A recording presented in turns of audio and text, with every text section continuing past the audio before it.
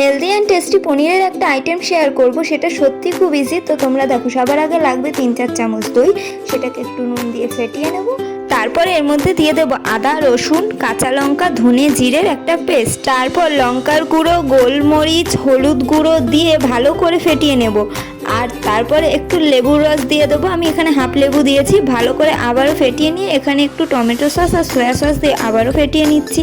আর কিছুটা কর্নফ্লাওয়ার দিয়ে দিলাম, ময়দা বা আটা দিলেও হবে। এবার আমি এর মধ্যে দিয়ে দেবো ক্যাপসিকাম, টমেটো, পেঁয়াজ আর পনির, যেগুলো আগে থেকে কেটে রেখেছিলাম বড় বড় করে।